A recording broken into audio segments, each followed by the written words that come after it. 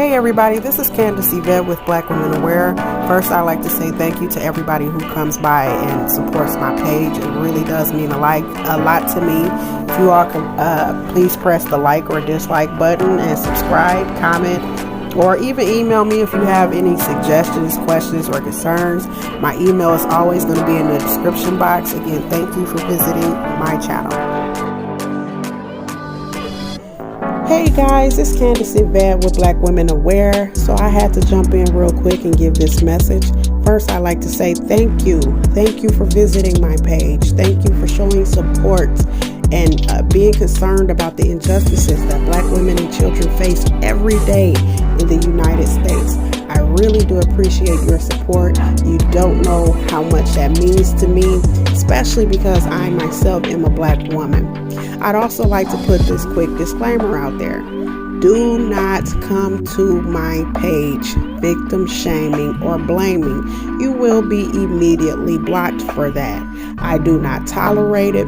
There is no need for it. And I'm pretty sure you knew what you were saying in the comment before you posted it.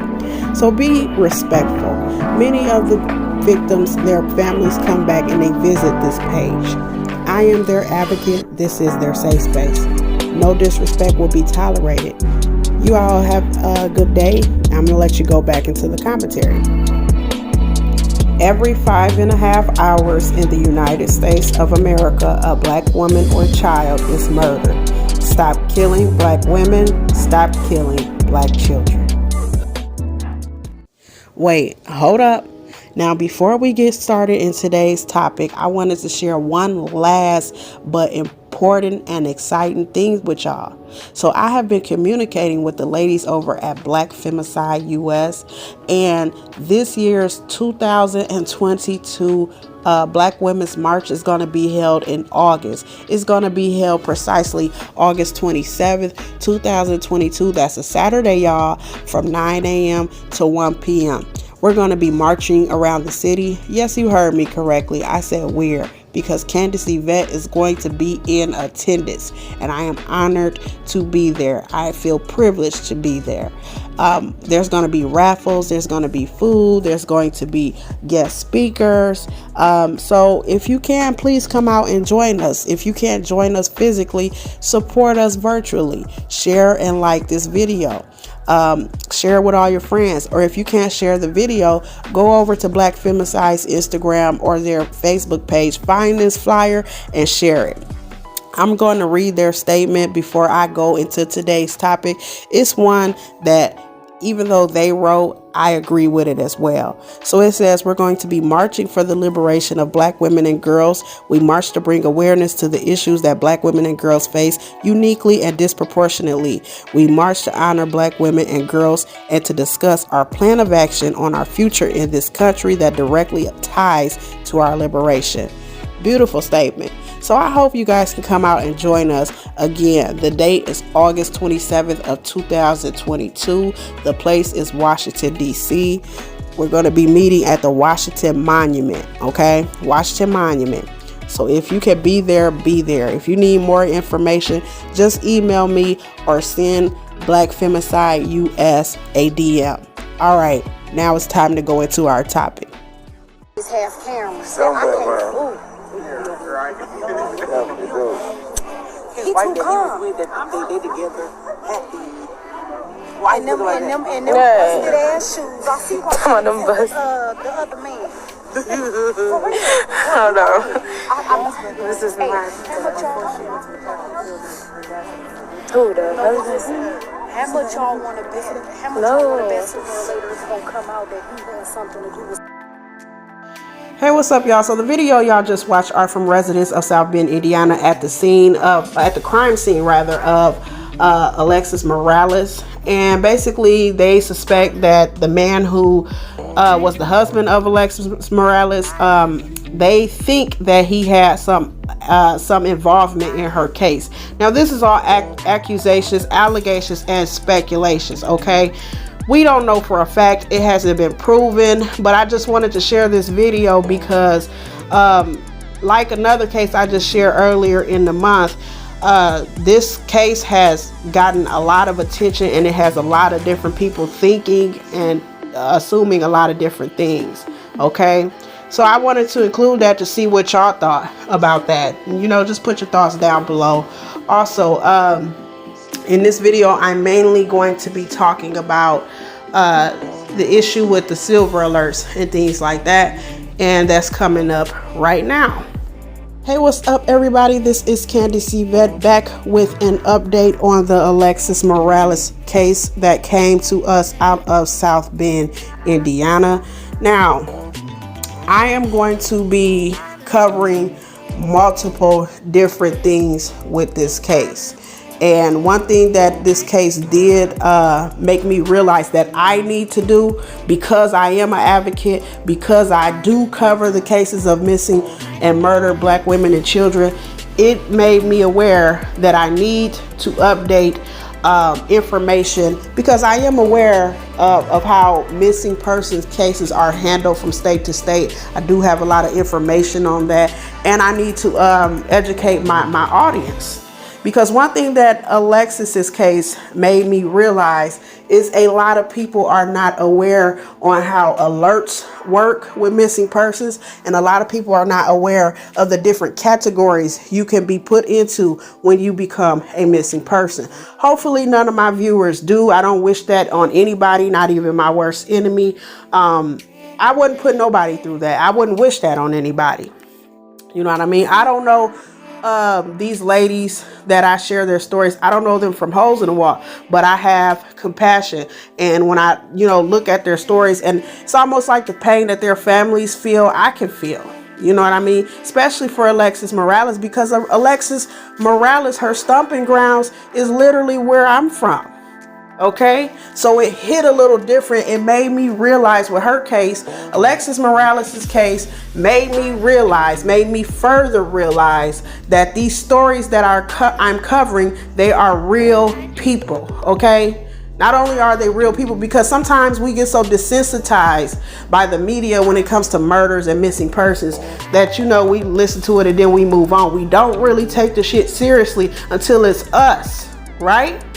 So when I came across her case, and not only was she found in my own stomping grounds, but literally the neighborhood that I grew up in, y'all know that hit home for me. When I cover her case, I was literally at work, y'all, crying at work, because it broke my heart, and it made me realize that in this space, in the BWA space, BWA meaning Blackwomenaware, I have to take this shit seriously. This ain't about just getting views. This not about me just being the head of this. I'm not the head of this. I'm serving my community.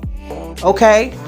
So, anywho, before I jump into this latest update, I want to say that I have been researching, like I've been looking everywhere, y'all, for like how long it takes for the state of Indiana to issue a silver alert. Now, the state of Indiana has information on what kind of, because missing persons, they go into different categories, and I'm going to be uploading a different video explaining the different categories that missing persons go into, as well as when they issue the different alerts. Okay, because you don't just go out as a missing person and boom, just because you're missing, you get the silver alert. Boom, just because you're missing, you get an amber alert. It does not work like that, y'all. It don't work like that. And we need to be well informed on how this shit works, so that when our people, like God forbid something happen, we know how stuff works, and we know what we need to do to fill in the cracks of what the police and law enforcement won't do. Okay? Let's just keep it real. But anyways, Indiana, this is a PDF I found. This was what I found from www.indiana.gov. I'm going to read this to y'all. Okay, silver alert criteria. Number 1, the person must be a missing endangered adult, missing endangered child, or a high-risk missing person, or have a mental impairment validated through the credible medical authority, like your physician, a physician's assistant. A physician's assistant is not a medical assistant. I don't want anybody to get that confused. A medical assistant is like right up under a RN or LPN. A medical assistant is somebody who assists doctors mainly in urgent cares and doctor's offices, right? A physician's assistant is right under a doctor. Y'all see the difference? A physician's assistant is somebody who can operate as a doctor, but they're not like really licensed to be a doctor. Okay? So it's a big difference. A nurse practitioner, okay, so it says you have to have a mental impairment validated through those 3 types of medical people: your doctor, your doctor's assistant, or a nurse practitioner, because those 3 people with those kind of credentials, they can legally diagnose you with something. They can treat you, they can prescribe things to you, and they can diagnose you with something. Okay, so that's what you have to, that's the first criteria of making a silver alert. You have to be an endangered missing child or an adult. You have to be a high risk missing person, and I really want to look up what they consider high risk. You know what I mean? Because I figure every missing person, just like the general public, I feel like every person who goes missing is high risk, but there's different categories to this stuff, okay? And or you have to be somebody who has a mental impairment, you know, and it has to be proven. They got to have papers on your ass, okay? The next thing that you must meet to make the criteria to even get a silver alert is there must be enough descriptive information to believe the broadcast will help. So in Alexis Morales' case, what did they have on her? They had a vehicle, they had her license plate, they had the last place she was seen, they had the date.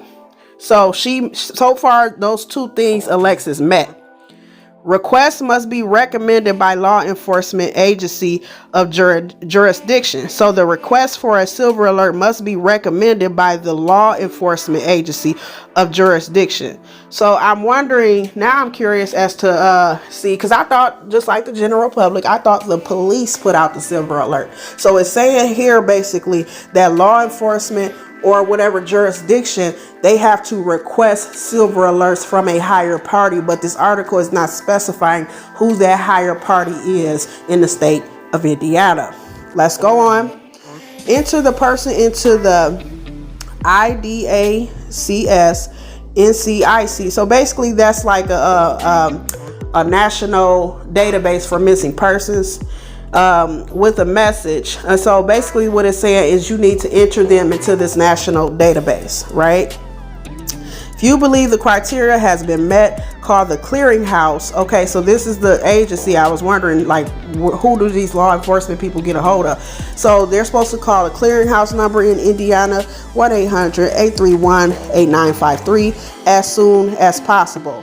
Okay, so that pretty much clears up what I was curious about in Indiana, because it says if the person is meeting that criteria, you have to meet those 4 areas of criteria to get a missing alert, a silver alert rather, in the state of Indiana. Now, I was gonna hold Indiana's feet to the fire at first because I was reading and I have been Googling and looking around on silver alerts, because that's one thing that really surrounded the case of Alexis Morales. Everybody was asking and questioning, like, why did this young lady get this alert earlier? She could have been found sooner. You know, it's very heartbreaking what happened to this young lady. She's a young mother and she went missing with her baby. So thank God the baby was found alive. And from what I'm hearing, he was allegedly even found with a fresh diaper on. So whoever abducted her was caring for her. So sorry about that, y'all. I had got cut off. But yeah, as I was saying, when Alexis's remains were found, her child was found with a fresh diaper on, allegedly. And I found that to be odd. You know, it's pretty odd and sick when you think about it. Like, somebody was close to this child and had enough sense to care for the child, you know, because the baby had on a fresh diaper, allegedly. But, you know, probably know or have some connection to or committed this heinous murder. You know what I'm saying? So that's why I feel like it's really kind of sick and odd. Y'all know what I mean? I just can't wrap my mind around it. Like, you can put a fresh diaper on a baby, but you probably have some connection or probably committed the ultimate crime of taking this child's mother away from it.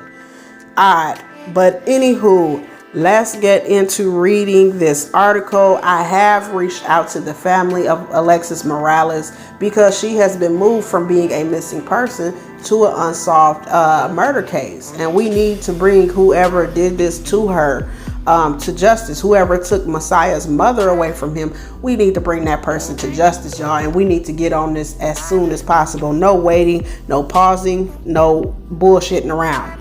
So let me read this article. It says an Indiana woman has been found inside a car where her infant son was still alive. The South Bend Police Department announced Tuesday that Alexis Morales, 27, was pronounced deceased at the scene.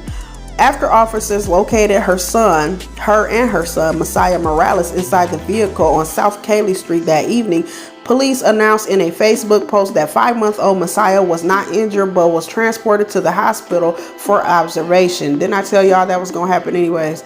No, they have to. That's why I didn't want to call it and say, hey, he's healthy. He was found well. We never know that. We never know until the medical officials check him out. In a Wednesday update, they said the baby boy is in stable condition at the hospital and is with family. The investigation is now being treated as a homicide. Okay, like I said, from missing to now unsolved murder, homicide, police said, adding that an autopsy for Alexis is set for this Friday. So that is today. So her autopsy is set for today.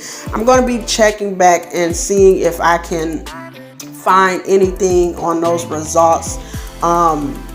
Autopsies obviously can help and tell how a person passed away, if they were on anything, if she had been injected with anything, so it's going to tell us a lot. So I'm looking forward to getting that report as well. Let's keep reading. Alexis was last seen on the evening of April 12th, leaving Kelly Park, that is on the east side of South Bend, near the University of Notre Dame, with her son in a silver 2006 BMW X5 SUV around 7 p.m. The Elkhart County Sheriff's Office said in a Facebook post following the following day. Alexis Morales told friends she was going back to her residence in New Paris, Indiana. The sheriff's office is added, before giving the license plate number and a description of the mother and son, what the mother and son were wearing at the time of their disappearance. A silver alert was issued Monday in hopes of locating the pair, but before officials made the discovery the next day. So, I got to do a little bit of timeline here because she went missing on April 12th. And the video that I did on Alexis Morales was the same day that they discovered her remains and her baby boy. So that video that I did was April 19th. I uploaded it April 19th, and that's when she was found. She went missing April 12th, so that makes it like a week, literally 7 days that she had been gone. Now I understand in some cases, or in most cases, especially when it's an adult, they have to wait. Some states differ, y'all. Every state and how they handle missing cases differ. Some wait 24 hours, some wait 48 hours before they'll actually search for somebody. But according to the Indiana criteria, from what I found on www.indiana.gov, whenever a person meets those 4 things of the silver alert criteria, as soon as they meet those 4 things, the law enforcement or jurisdiction, as we all read, is supposed to immediately get a hold of the clearinghouse and issue the Amber Alert. So, okay, let's kind of do some work here. So she went missing April 12th. Now let's give Indiana some leniency and let's say, okay, they're one of those states that wait 48 hours for adults. So that means April 14th, they should have been looking into her case a little bit more. So April 14th, once they investigated a little bit more and found out that, hey, Alexis Morales meets the criteria for a silver alert, April 14th is when that young lady should have had a silver alert put out on her. Okay, I would say April 13th or 14th is when that silver alert should have been put out. Am I kind of upset about what, you know, that it was put out on April 18th and her remains were discovered the next day? Yeah. Do I understand the pressure that police officers and law enforcement work under, especially when you working a job as hard? And yeah, I understand that. I get that. But it doesn't take away the fact that I'm still irritated and frustrated that this woman did not have a silver alert out earlier. And according to the Indiana criteria of issuing silver alerts, the person is supposed to have a silver alert once they meet those 4 requirements. And once they meet those 4 requirements, the law enforcement or that jurisdiction is supposed to immediately call the clearinghouse and get that alert issued. You know, I don't want to linger there too much longer, because like when I found out about her remains, like I was already emotional and I was at work and I couldn't focus, and it was just a horrible day. You know, it really brought me into the realization that the work that I do, the service that I do over here on BWA is very, very important. Okay. So that is like huge, you know. So somebody's got some explaining to do to this family, in my opinion. So we're going to keep going. I'm going to keep reading. Okay. So the silver alert was issued Monday, and y'all seen they gave the date that she went missing. But you know, and I'm reading the People article, the article written by, I don't know if y'all familiar with the magazine People, but I'm reading their article, so you can go back and verify that what I'm saying is factual. And I'll put the link in the description box below, so you guys know that I'm not pulling this out of my ass. But I find it real funny how they gave the date that she was missing, but they saying right here a silver alert was issued Monday, and when they say Monday, they're not giving the date. So why do I bring that up? Because in my opinion, like, you know, when people manipulate wording like that, they're hiding something or they're covering for somebody. That's just, you know, what I tend to notice. Y'all take what y'all want with that. Let me keep going. So the silver alert was issued Monday in hopes of locating the pair before officials made the discovery the very next day, April 19th. According to ABC 57, they were found about 10 minutes from the park where they were last seen. South Bend is pretty small. So they were found, the park where they were found is on the east side of South Bend, but where they were located, commonly called the lake, but it is the west side of South Bend. 10 minutes away from where she was, where that park was. A neighbor told the station that her husband noticed the vehicle in their area, adding, "He asked me Thursday night after coming from a game, 'Did you see the BMW in the back?' And I said, 'No, I didn't.' And he was like, 'Oh, it's just sitting there. I don't know whose it is. I have a daughter, so I can't imagine," the neighbor continued. "I'm sorry. It's really sad. I wish we could have reported the truck a long time ago. I wish I would have seen the article sooner and reported it." Y'all see what she said? She wished she would have seen the article sooner. Okay. Now, like I said, missing persons go under different categories, and usually when there's alerts put out on missing persons, those alerts, they hit everything. They hit social media sites, they hit the news media sites, they hit the radio stations, the TVs, billboards, all that shit, freeway signs. So alerts are like the top priority when it comes to missing cases. And don't worry about it, I'll be covering all this stuff in another video. So I'm not going to fault this neighbor, because sometimes things can be happening right up under your nose, and if it's not being reported on, or if these alerts are not being issued, you know, you go unaware, right? So South Bend Police Department revealed on Wednesday that their violent crimes unit has interviewed several individuals regarding the incident, and that the investigation is still ongoing. Authorities added that posts circulating on social media suggest our department was aware of the vehicle's location prior to the discovery of Alexis and Messiah on Tuesday evening are untrue. So basically what they're saying is people have been saying, hey, South Bend PD knew where this vehicle was and y'all should have been doing something sooner. I don't really hear people saying that, SBPD. I don't hear anybody saying that. What I hear people saying and questioning is, why didn't that silver alert go out sooner? And from what I read, and y'all can hit me up too, you know what I'm saying? Because at this point, I'm an ally. You know, I'm helping with missing and murder cases. I'm helping y'all solve y'all cases. y'all can hit me up too. The description is my email is in the description box below. Why wasn't that silver alert put out sooner? And I don't know if maybe y'all need to update it on the Indiana, the official website for the state, because from what I read, once an individual meets those 4 criteria, you are supposed to immediately issue that alert, call the clearance house and issue that alert. These aren't my words. This is the stuff that I found on Indiana's official website, a government website. Okay?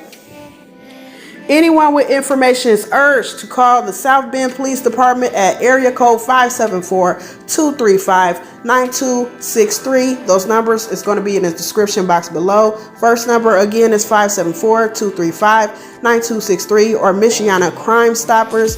Michiana is just a fancy term for Michigan and Indiana. They basically mixed the two because South Bend is very close to Michiana. It's like that, like if you drive up to Niles, you'll be there from South Bend in maybe 10-15 minutes from where Alexis, like from the park she was located last seen at, or from the area where her remains were located. You take a 10-15 minute drive and you're in Mishawaka. That's why they call it Michiana. And I have to specify that for my viewers, because a lot of people don't understand that area, you know, small area, and a lot of people are not familiar.